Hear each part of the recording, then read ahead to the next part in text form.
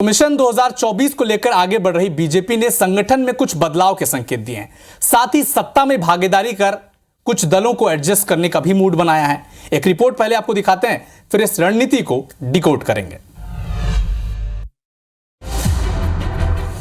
2024 लोकसभा और कुछ राज्यों में विधानसभा चुनाव की तैयारियों के बीच संगठन स्तर पर बीजेपी बड़े बदलाव पर विचार कर रही है। सूत्रों के मुताबिक पार्टी के राष्ट्रीय अध्यक्ष जगत प्रकाश नड्डा झारखंड, पंजाब, तेलंगाना और केरल में नए प्रदेश अध्यक्ष की जल्द ही घोषणा कर सकते हैं।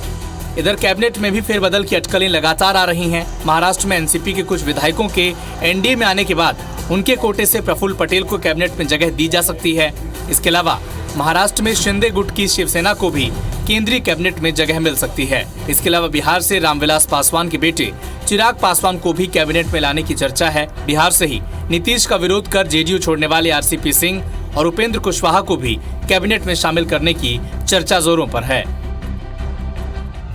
तो लगातार ये खबरें आ रही हैं कि बीजेपी संगठन में भी बदलाव कर सकती है और कैबिनेट में भी कुछ दलों के नेताओं को जोड़कर एकोमोडेट करने की कोशिश में लगी है। लेकिन क्यों, डिकोड करते हैं। एनडीए में शामिल हुए पार्टियों को एकोमोडेट करने की रणनीति बनाई गई है। मसलन महाराष्ट्र में एनसीपी के साथ आने के बाद प्रफुल्ल पटेल हो या फिर चिराग पासवान या फिर आरसीपी सिंह या फिर उपेंद्र कुशवाहा, इन्हें कैबिनेट में शामिल कर इन दोनों राज्यों में बीजेपी अपने आप को मजबूत करने पर विचार कर रही है। दरअसल महाराष्ट्र की 48 लोकसभा सीट है और बिहार में 40 लोकसभा सीट।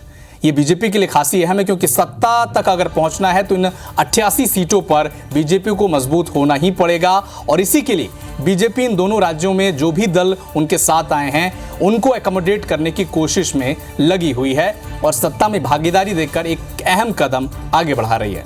स्थानीय समीकरण के आधार पर पार्टी में बदलाव करने पर भी बीजेपी विचार कर रही है। जैसे अश्विनी शर्मा की जगह कांग्रेस से बीजेपी में आए सुनील जाखड़ को पंजाब में कमान देने पर विचार किया जा रहा है और सुनील जाखड़ का जो अनुभव है, जो संगठन में उनकी पकड़ है, उनकी जो शक्ति है, उसका फायदा पंजाब में बीजेपी उठाना चाहती है। तो दूसरे राज्यों में भी इसी तरह के बदलाव कर पार्टी में नई जान फूंकना चाहती है बीजेपी। अगर तीसरी बात करें तो बीजेपी 2024 के चुनाव में एंटी इनकम्बेंसी वाले माहौल नहीं बनने देना चाहती।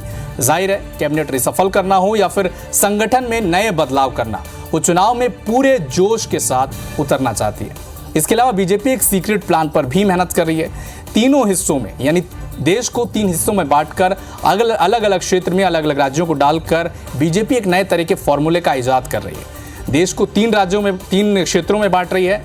नॉर्थ, साउथ, ईस्ट, जहां पर नॉर्थ क्षेत्र जहां पर बीजेपी बहुत मजबूत है, साउथ जहां पर वो कमजोर है और ईस्ट में लगातार वो गठबंधन की राजनीति करती आई है। तो इसी सिलसिले में बीजेपी आगे बढ़ रही है, संगठन की तैयारी में जुटी है और सत्ता में भागीदारी देकर वो एक नए तरह की रणनीति पर काम कर रही है।